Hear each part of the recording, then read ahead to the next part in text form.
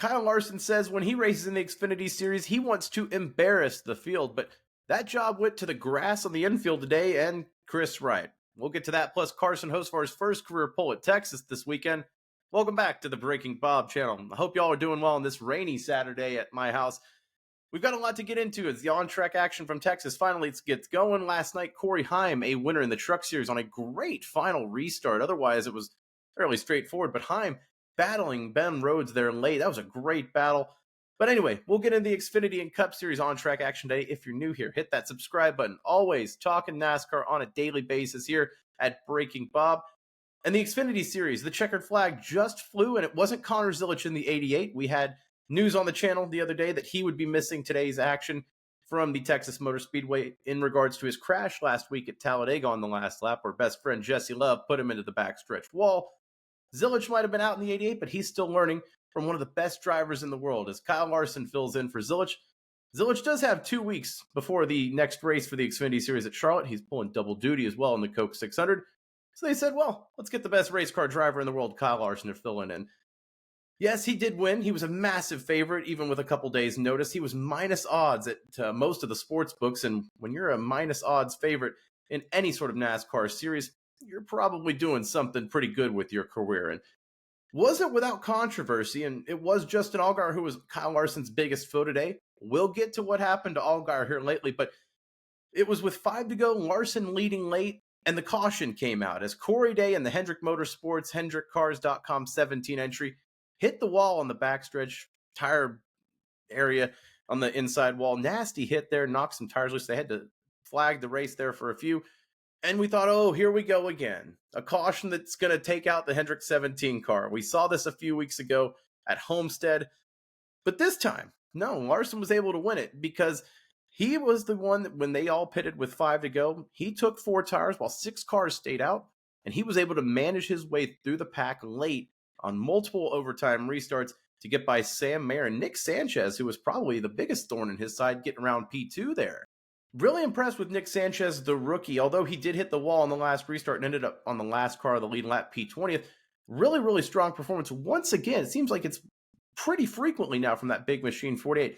The momentum that Parker Kligerman has put forth from that team is evident. And now young Nick Sanchez in his rookie year in the Xfinity Series, another good run there, battling elbows up with Kyle Larson there. And Sam Mayer, who was caught in an incident with the grass earlier in the race, somehow found his way leading late. Looked like he was going to repeat from last year's Texas race where he beat Ryan Sieg at the line, but instead, Larson was able to get by on the second double overtime restart and was able to cruise his way to victory lane. Hard to pass today at Texas. What's new? It's a slick track. The racing line kind of varies from the lower to the middle groove. It kind of does age as the race goes on. And also, it's very aero dependent. When you mix in the Xfinity cars and even the Truck Series last night, it's really hard to get around somebody because the car in front of you can manipulate the aero in front of you. Ever since Texas reconfigured the track in 2018, it's been a caution wreck fest for the Xfinity Series, and today was no exception from the very beginning until the very end. There was just, seems like it was hard to get green flag racing going until the middle parts of stages 2 and 3, but even at the beginning of the race in the end, there was no rhythm there. It was hard to get positions changed. But with that being said, I didn't hate the racing. I think that you do have to have these slick, aero-dependent tracks, sprinkled into the NASCAR schedule. Do I want to see other tracks get reconfigured like Texas? No, I don't. Do I want to see Texas turned into a mini super speedway like Atlanta? No, I don't.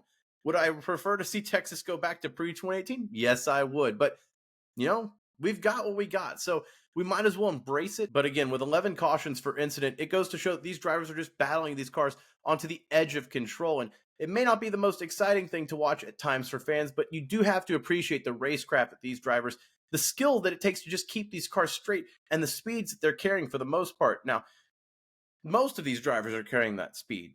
I mentioned at the beginning that Kyle Larson wanted to embarrass the field when he enters these races, but in fact, it was another driver that probably embarrassed the field today, as Kris Wright in the number 5 entry today.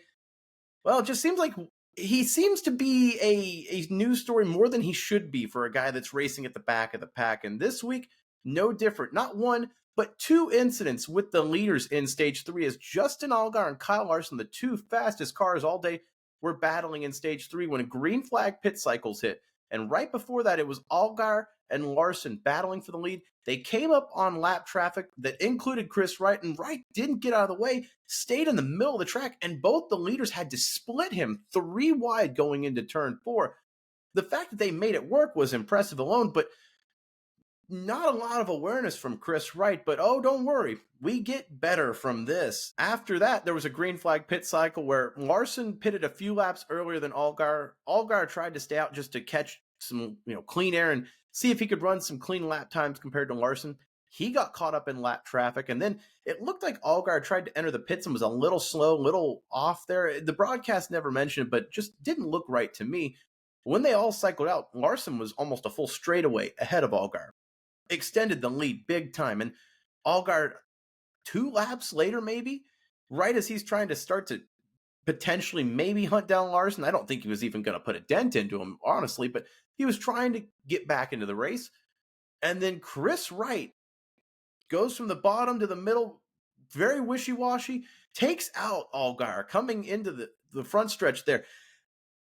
Another incident where lap traffic just can't get out of his own way, and Wright basically say, you were telling me one thing and then another, blaming his spotter, just like the Atlanta pit road incident earlier in the season with race number 2. But he takes out one of the best cars, if not the best car all day, in Justin Allgaier, who seems like has had a case he could have won every single race in the Xfinity series this year, but seems like incidents like this just find the 7 team. And again, for Kris Wright, it's another incident where it's so preventable. You're the one in control of this car. You don't have to blame your spotter. You can be the one that goes high and low. Whatever you're more comfortable with, make the leaders pass you, like Landon Castle said on Twitter. I think he laid that out very well. But for Kris Wright now, more incidents that are just unnecessary. And when you're at the back of the pack, you don't want to be a story. You just want to get out there, get clean laps, and get home. Get the car in one piece. But here it is, Kris Wright once again being a story. And for everyone that's always on Catherine Legg, I've seen it on social media the last couple weeks, especially Rockingham. They were all on her. The energy better be there for Kris Wright this week, because this was even worse. There was absolutely no need for an incident like this, especially with it happening just a few laps before. But once again, Kris Wright blaming the spotter. You're a professional race car driver. You've raced at the highest level at IMSA. It's not that you're a scrub. You have talent. So sometimes just don't overthink it. Be the one in control. But again, it was very frustrating to see a leader like Justin Allgaier get taken out by a guy like Kris Wright, who has had incidents already this season. Very, very frustrating. And I don't know what we can do to move forward with it, because again, this is a developmental series. You do have to keep that in mind. These drivers are trying to get seat time. They're still learning, and especially with the Xfinity Series car, which you could argue is probably the toughest to drive of the 3 NASCAR Series cars right now. Not an easy answer for sure, but let's have some professionalism here. And seems like the last couple weeks here, just some clown show behavior from the Xfinity Series, one way or the other, from the fans or the drivers. But I hope at least that we keep the same energy for Kris Wright that we did for Catherine Legg at that point. And that being said, that doesn't mean go out and harass or abuse drivers on social media. They're still human. Okay, keep that in mind. I'm just saying, he messed up. Let's hold him to the fire and make him accountable as well.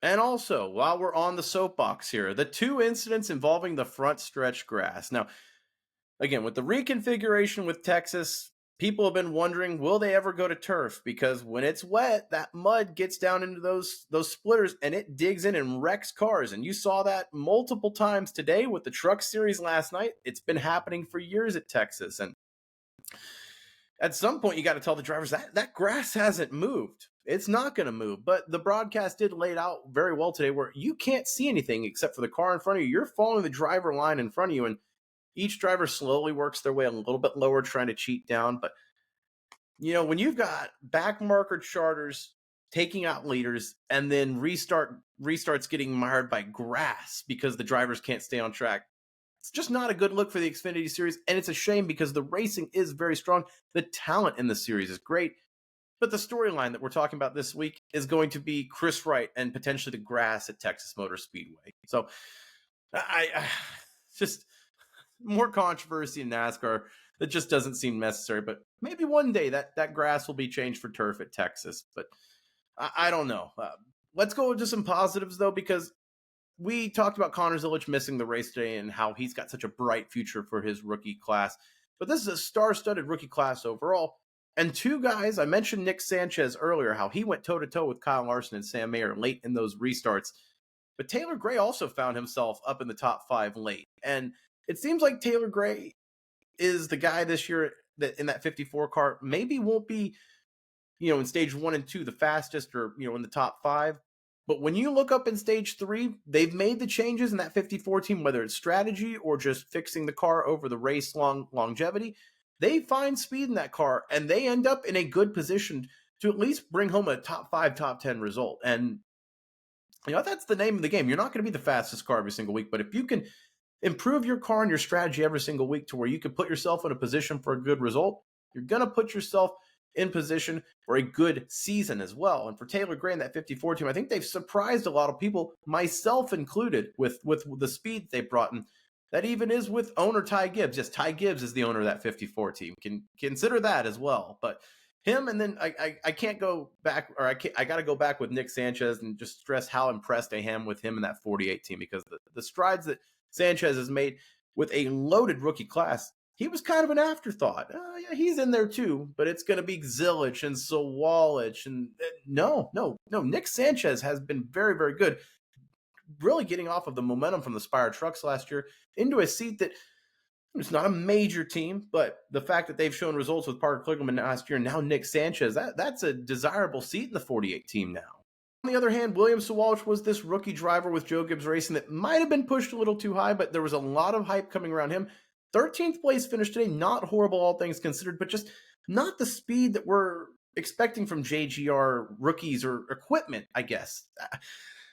I don't really know what to think there. 13th place, but even late in the last pit cycle there, spun out with Riley Herbst there. And Riley Herbst ended up getting a 3rd place finish, but Sawalich 13th place. Just seems like it's a lot of growing pains for that team in the 18. And maybe, a couple months from now, with more seat time in this Xfinity ride, it's going to be more comfortable. But it just seems like they might have rushed him a little too quickly, just from an outside perspective, a quarter of the way into the season. But 13th place, not overall horrible for Sawalich. And then both of the Burtons, Harrison P6 and that AM Racing team, it seems like he's turned that program around very, very quickly from what it was last year, at least optic-wise. Harrison Burton is getting results in that car. And then Jeb Burton, a 10th place finish as well. Not bad after last week. He was so close to that win at Talladega, the emotions in that post-race. So for Jeb Burton, 10th place there at Texas. Not bad, all things considered, for that Anderson Bomarito Racing team. And before we get out of here, the Cup Series tomorrow at Texas. A big story out of there. Riding the Dente with the cowboy hat, the full Chili's getup. Carson Hocevar will be leading the NASCAR Cup Series field to green on Sunday. He is the youngest pole sitter in 48 Texas races, the entire history of the track. He's the youngest pole sitter, so not a small sample size, a lot of good talent to come through. But Carson Hocevar, the youngest in his first career NASCAR Cup Series pole. Spire brought some good speed to the track this weekend, at least for qualifying trim. But for Hocevar, this is a track that he has been good in his young career in the developmental series. Even in the truck race last night, before he had some electrical issues, was probably the 2nd best car for Spire. So could we finally see Carson Hocevar break into victory lane? It's possible. It's very possible with the speed that he rolled off with this weekend. But let me know your thoughts down below about the Xfinity Series. Kyle Larson winning.